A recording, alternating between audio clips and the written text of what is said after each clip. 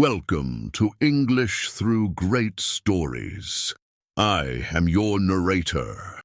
Settle in, listen carefully, and let this story carry you. By the end, you may find yourself thinking not just about Diana, but about your own life, your own silences, and your own strength.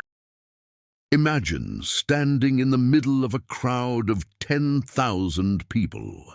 Every face is turned toward you. Every camera in the world is pointed at you. You are wearing a crown, not literally, but the weight of it is real. And yet, despite all of this, you have never felt more alone in your entire life.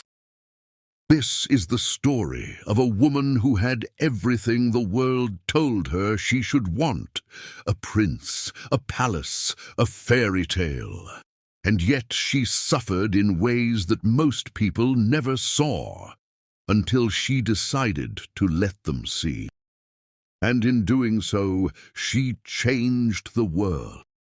This is the story of Diana, Princess of Wales, known to millions simply as the People's Princess. Before Diana, many people admired the royal family. After Diana, millions felt they knew a princess personally. That difference between admiring someone and feeling you know them is what this story is really about. But before we can understand what she became, we must understand where she began, because every extraordinary life starts somewhere ordinary. And Diana's story began in the quiet English countryside, in a house full of secrets and a childhood full of sadness. Chapter 1. A shy girl in a big world. Diana Frances Spencer was born on the 1st of July, 1961, in Norfolk, England. She grew up at Park House, a large country home on the edge of the royal estate of Sandringham. From the outside, it looked like a privileged, comfortable life. Green fields, fresh air, wide open spaces. But inside those walls, the atmosphere was complicated. Diana's parents, Viscount Althorp and Frances Roach, had a difficult marriage. When Diana was only 6 years old, her mother left. She walked out of the family home, and the children, Diana, her sisters Sarah and Jane, and her younger brother Charles, were left behind. In those days in England, this kind of separation was considered a great shame. Think about that for a moment. A 6-year-old girl watching her mother disappear from her daily life. No explanation she could fully understand, just absence, just silence where a mother's voice used to be. This wound, quiet, invisible, but very deep, would shape Diana for the rest of her life. It taught her what it felt like to be abandoned, and later it would teach her how to sit beside others who felt the same way. At school, Diana was not considered an academic child, meaning she did not shine in her studies. She failed her exams twice. Her teachers did not predict greatness for her. But there were things she was extraordinary at, things that classrooms did not measure. She was deeply kind. She cared for younger children with instinctive tenderness. She could walk into a room full of strangers and make each person feel seen. She loved dancing. In quiet moments alone, she would put on music and move freely, full of joy, full of expression. Dancing was the place where the shy, uncertain girl disappeared, and something free and alive took her place. It is a beautiful image. Diana, young and unguarded, spinning in an empty room, dreaming of a life she could not yet name. When her father inherited a new title, the family moved to Althorp, a grand ancestral estate. That means a historic family home passed down through generations. It was magnificent. It was also cold, in the way that very old, very formal houses can feel cold even in summer. Diana was a warm person living in a cold world. That contrast never really left her. By the time Diana was 19, she was living in London, working as a nursery assistant, helping care for young children at a school in Pimlico. She loved it. The children adored her. She was patient, playful, and genuinely happy in their company. This young woman, who had felt invisible for so much of her childhood, had found her place, not in a ballroom or a boardroom, but on the floor, building towers with small children, laughing. And then everything changed. A phone call, an invitation, a man she had met briefly once or twice before, a man who wore a crown. Chapter 2. The Fairy Tale That Wasn't. Prince Charles, heir to the British throne, was 31 years old. He had been searching for a bride for years, or rather the institution around him had been searching on his behalf. There was pressure, enormous pressure, to find a suitable woman. Someone young, aristocratic, that means from a noble, high-class family. Someone who had not had serious relationships before, and who could step into the role of future queen without hesitation. Diana Spencer appeared to fit the description. She was young, aristocratic, charming, and utterly unthreatening to the royal establishment. The courtship, the period of getting to know each other before marriage, was swift, almost impossibly swift by modern standards. They had spent very little real time together before Charles proposed, and yet there they were.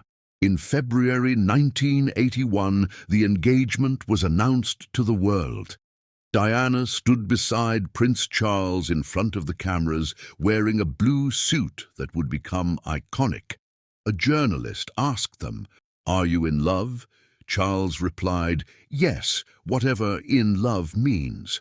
Diana laughed, a little nervously, but those words, "whatever in love means," would echo through everything that followed. The wedding took place on the 29th of July, 1981. 750 million people around the world watched on television. Diana arrived at St. Paul's Cathedral in a carriage, wearing a dress with a train, the long fabric that trails behind the bride, that was 25 feet long. The crowds lining the streets were enormous, weeping with joy. It truly looked like the most perfect fairy tale. But Diana, walking down that long aisle toward the altar, was 20 years old. 20 years old, in front of the entire world, marrying a man she barely knew, entering an institution she did not understand, giving up the small, joyful life she had only just begun to build. She later said she felt like a lamb going to slaughter, not a princess entering her kingdom. The honeymoon aboard the royal yacht Britannia, sailing through the Mediterranean, looked glamorous to the outside world. But behind the scenes, Diana was already struggling. She was isolated, cut off from her friends, her routines, her ordinary life. There were no informal conversations, no warmth, no reassurance. She was surrounded by courtiers and staff, official palace servants and advisers, who spoke to her in the language of duty and protocol. Protocol, The strict set of rules about how royals must behave, speak, dress, and appear was the invisible cage of Diana's new life. There were rules about how to walk, how to wave, what to say, and what never to say. Rules about touching people, about showing emotion, about being seen too much or too little. Diana, who was naturally open, warm, and impulsive, found these rules suffocating. The darkness came quickly. Within months of the wedding, Diana was experiencing severe depression, a profound sadness and hopelessness that made it difficult to function. She developed bulimia nervosa, an eating disorder in which a person eats compulsively and then tries to rid their body of the food. It is not simply about food. It is about pain, about loss of control, about a self that is crying out to be heard. She reached out for help. The palace, on the whole, did not know what to do. Mental health in those years, the early 1980s, was not spoken about, not even privately, not even in powerful families. Emotions were considered weakness. Suffering was supposed to be endured quietly, dignified, invisible. Diana's suffering was none of those things. It was loud, and it was real, and it was desperate. And all the while, the world watched a smiling princess wave from palace balconies and attend glittering galas, grand formal events with diamonds and candlelight. The image they saw was radiant. The reality behind the doors was a young woman in crisis. This gap between the public image and the private truth would become one of the defining tensions of Diana's entire life. Chapter 3: The Woman Behind the Crown. Despite her private suffering, Diana was building herself, slowly, painfully, but with extraordinary determination. She began to understand the power of her position, not as a burden, but as a tool. If she was going to be watched by the entire world, she could choose what they watched her do, and she began to choose very deliberately. She became a mother. Prince William was born on the 21st of June, 1982. Prince Harry on the 15th of September, 1984. These two boys became the center of Diana's world. She once described the love she felt for them as the greatest, deepest love she had ever known, and it showed in everything she did with them. She took William and Harry to theme parks, to cinemas, to fast food restaurants. She stood in ordinary queues with them, surrounded by ordinary people. She wanted them to know what the real world felt like, the world beyond golden gates and marble corridors.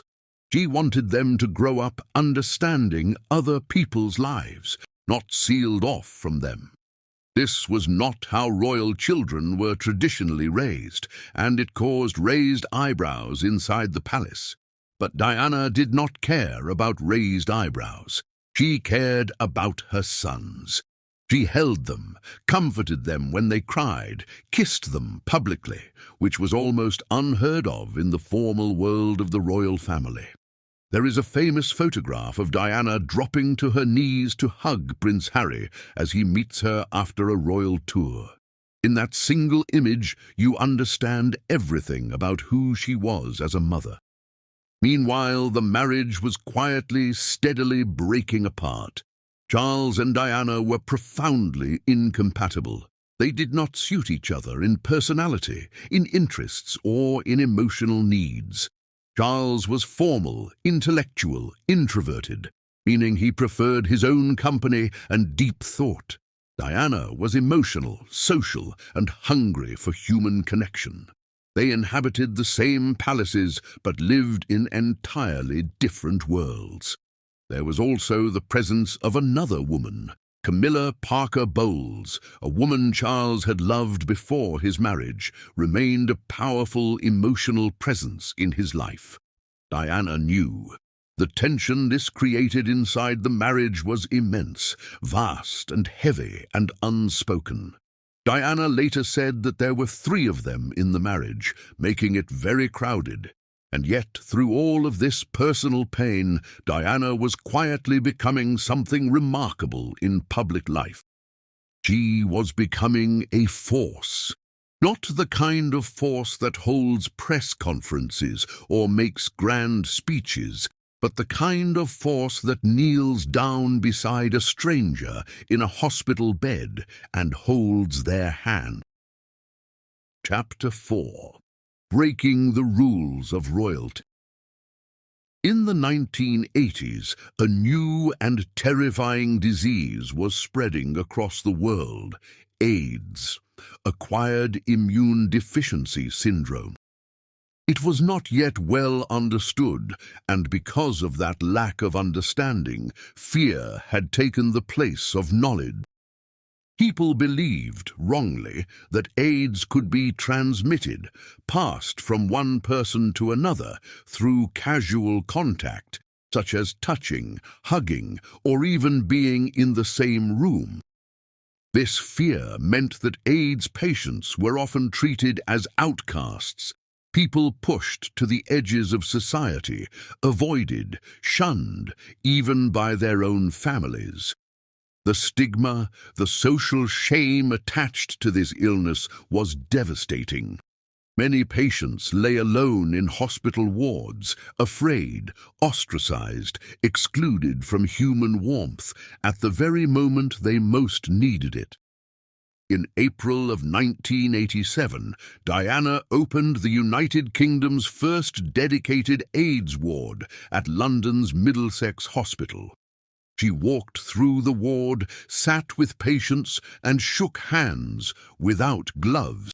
At a time when most people were afraid to go near someone with AIDS, the most photographed woman on earth reached out her bare hand and touched them.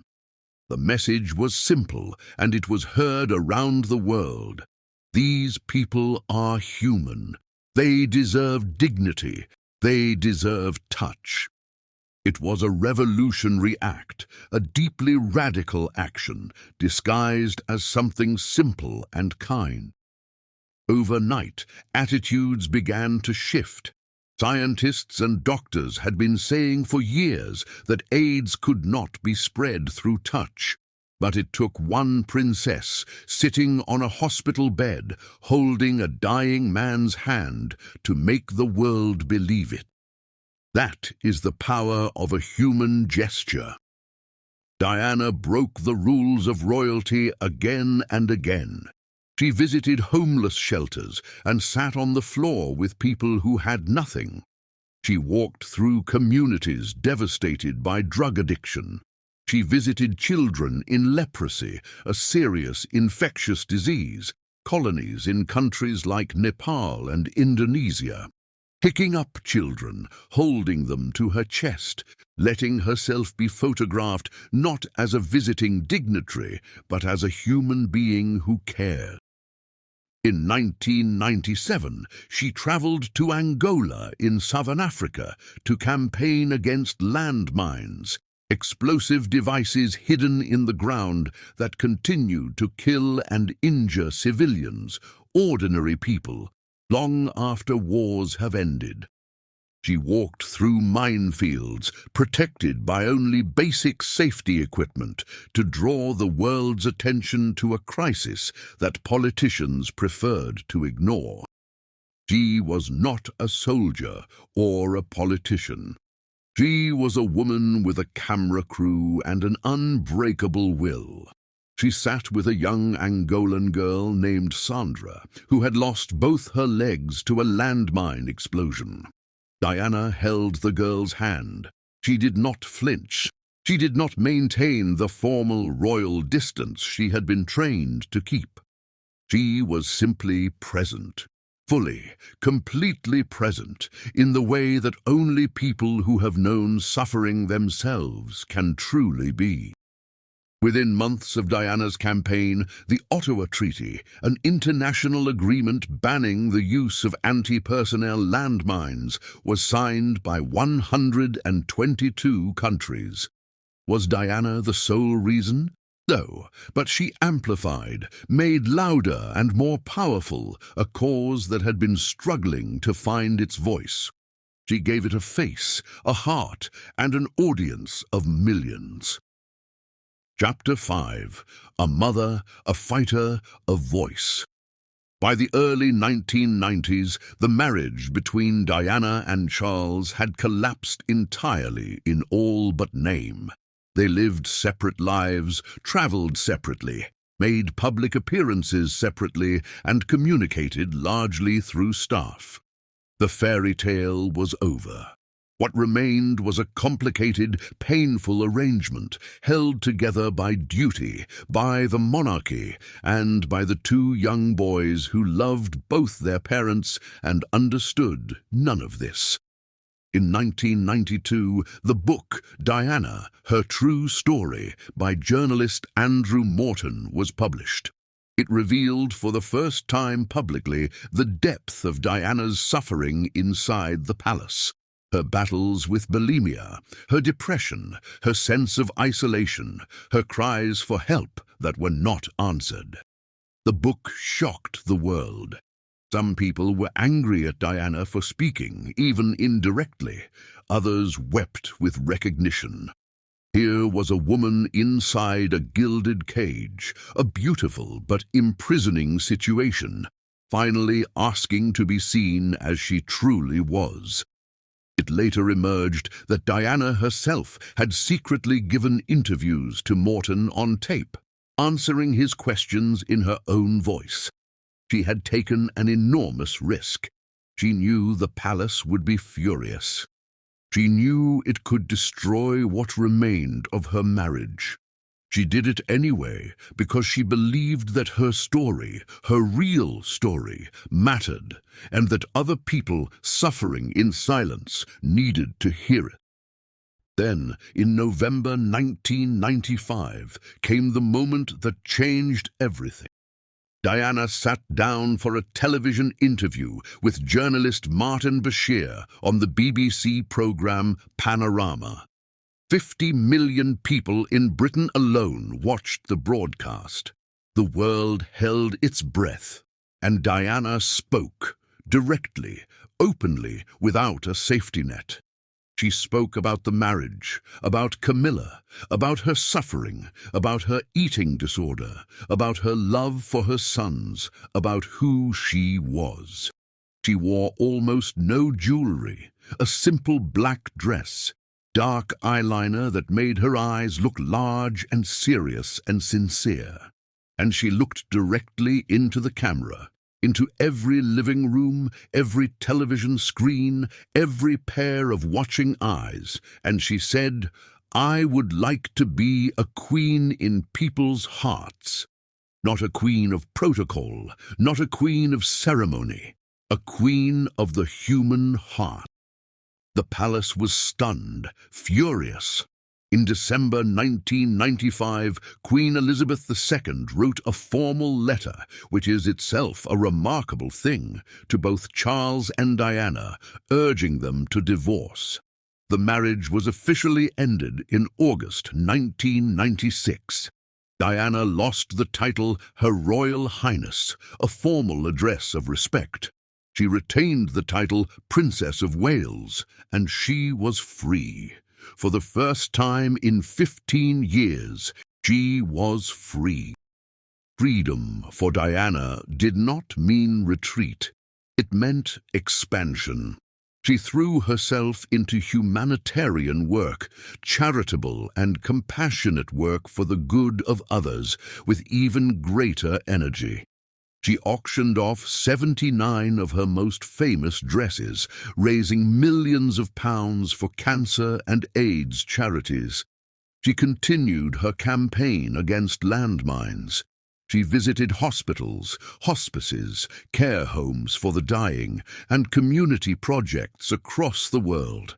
And she smiled, a smile that was no longer the anxious, performed smile of the palace years, but something warmer, something that reached her eyes. People who met Diana in these last months of her life described an energy in her that felt new, lighter, more certain of herself, as if she was finally, at 35 years old, beginning to understand who she truly was and what she was meant to do with the life she had been given. Chapter 6. The Last Summer. In the summer of 1997, Diana was enjoying a new chapter. She spent time with her sons. She traveled.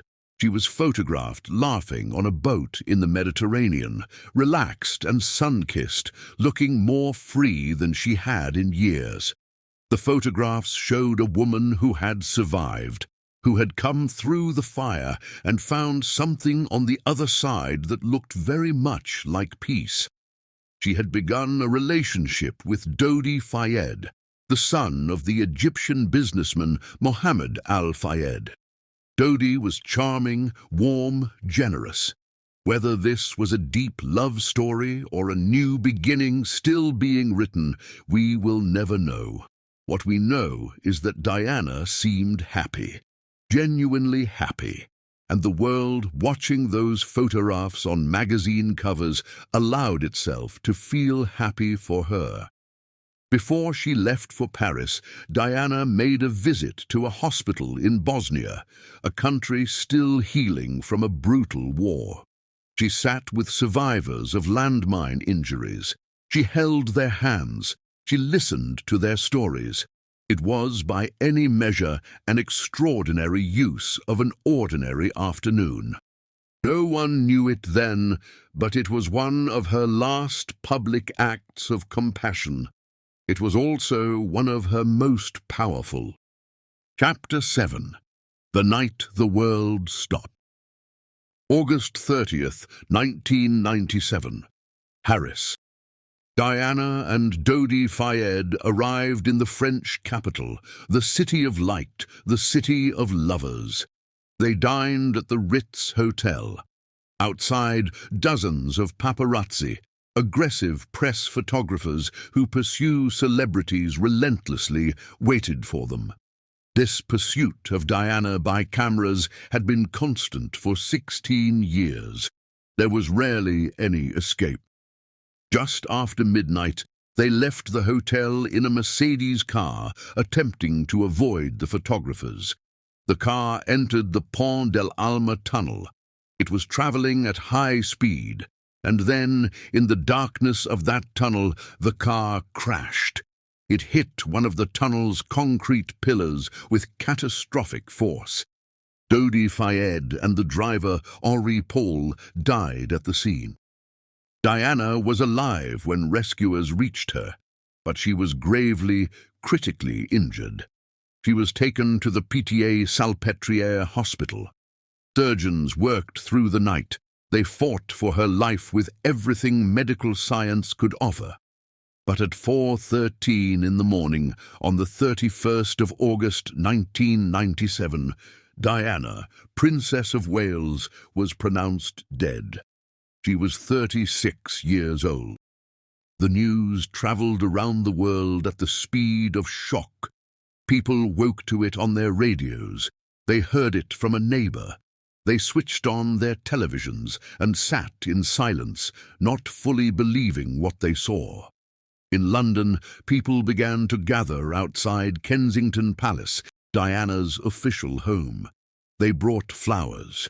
And then more flowers, and then more, until the railings and the ground before the palace were buried under a sea of colour and scent and grief. In the days that followed, an estimated 1 million bouquets were laid outside Kensington Palace alone. People queued, stood in line for many hours to write in books of condolence, to sign their names alongside a few words for a woman they had never met. They wept openly in public, in a country not known for public tears. Something had been opened. something that could not be closed again. The funeral was held on the 6th of September 1997. Diana's coffin was carried through the streets of London on a gun carriage, draped in the royal standard, the flag of the royal family. Flowers were thrown from the crowds that lined the route. Some of them landed on the coffin. Princes William and Harry walked behind their mother's coffin in public at 15 and 12 years old. It is one of the most heartbreaking images in modern history. 2.5 billion people watched the funeral around the world. That is more than a third of everyone alive on Earth at that time. Elton John played a reworked version of his song Candle in the Wind, renamed Goodbye England's Rose. The words floated out from Westminster Abbey into the September air, over the flowers, over the silent crowds, and into the memory of a generation. Why did the world grieve so deeply? It is worth asking. Diana was not a head of state. She had no political power. She had, in fact, been officially removed from the royal family's line of succession. And yet the grief was vast, and it was real, because people did not mourn a title, they mourned a person. They mourned someone who had made them feel that suffering was allowed, that vulnerability, the courage to admit weakness, was not shameful, but deeply, profoundly human. Final reflection: what she left behind. What exactly did Diana leave behind? The question is larger than it first appears. Yes, she left her charitable foundations. Yes, she left the landmine campaigns she helped propel forward. Yes, she left a changed conversation about AIDS and mental health. But she left something less tangible, harder to measure, but perhaps more lasting. She left a different idea of what power could look like. That is how she changed the world. Not with power, with presence. She did not stand above people, she sat beside them. She did not speak at the world, she spoke to each person, one at a time, as if they were the only one in the room. And somehow millions of people felt exactly that. Before Diana, power in the public sphere, the world of government, institutions and monarchy, was largely expressed through distance, through formality, through ceremony and uniform and controlled speech. Leaders stood above the people. They waved from balconies. They signed documents. They did not kneel. They did not weep. They did not say, "I suffer too." Diana knelt. Diana wept. Diana said in the most watched television interview of its decade that she was not perfect, that she had made mistakes, that she had been broken and had tried imperfectly to put herself back together. And in doing so, she gave millions of people who had also been broken, who had also suffered quietly, permission to see their own struggles, not as failure, but as part of being alive. Her sons, William and Harry, have spoken publicly and movingly about their mother's legacy and their own struggles with grief and mental health. Prince Harry, in particular, has spoken about the years he spent not grieving properly after her death, suppressing his pain and the damage that silence caused him. He has said that speaking openly saved him. That is a direct echo of his mother's voice. That is Diana's legacy living on. The monarchy itself was changed. After Diana's death, the palace was forced to reckon, to honestly examine and deal with the distance it had kept from the people. The outpouring of grief for Diana and the public frustration at the royal family's initially cold and formal response led to changes. Future royals would speak more openly. They would step closer. They would show more of their human faces. Not because they wanted to, but because Diana had shown the world what it looked like when someone did. and the world had responded with their whole hearts. The conversation about mental health has also been permanently altered. Today, in many parts of the world, it is possible, even encouraged, to speak openly about depression, anxiety, eating disorders, grief, and trauma. This was not always so.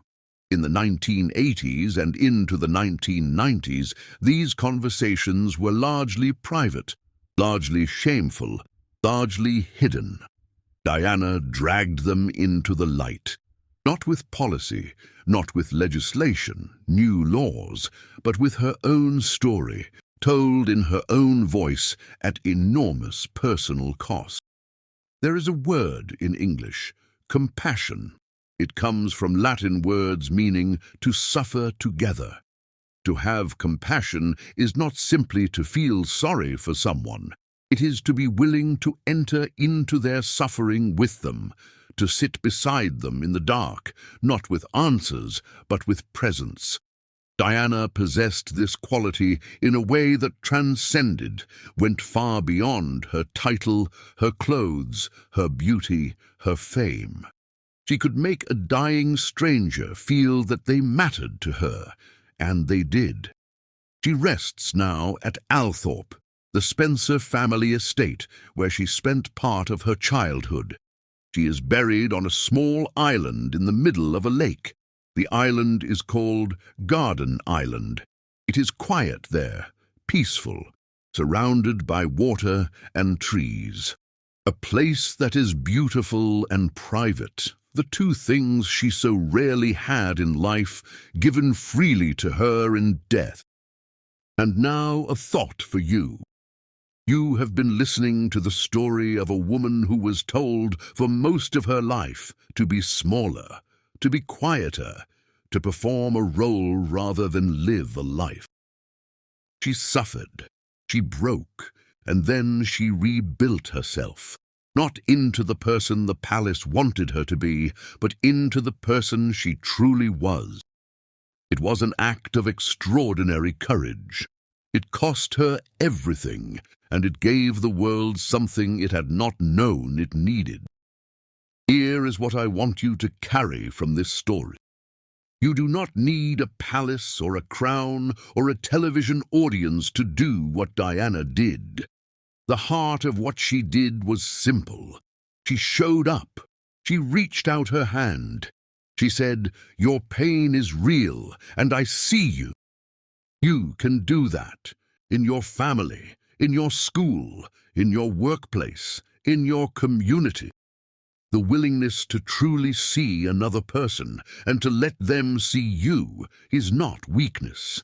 It is the most powerful thing a human being can do.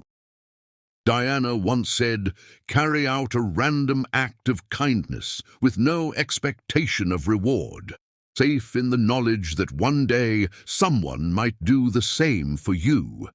It is a beautiful sentence. And if you understood those words, then you understood why the world called her the People's Princess. Listen to that sentence again. Carry out a random act of kindness with no expectation of reward, safe in the knowledge that one day someone might do the same for you. Let those words settle in you. She was not perfect. She was human. And perhaps that is precisely why the world loved her as much as it did. Because in her imperfection, her suffering, her stubborn refusal to stop caring, we saw ourselves. We saw what we might be if we were brave enough, if we were kind enough. If, in the moments that matter most, we were willing to reach out our hand. Thank you for listening to English Through Great Stories. You have heard the story of Princess Diana, a woman who suffered in silence, who broke the rules with kindness, and who showed the world that the most powerful thing a human being can do is simply be present for another. Keep that with you. Until next time, keep listening, keep learning, and keep telling the stories that matter. This has been English Through Great Stories. Goodbye.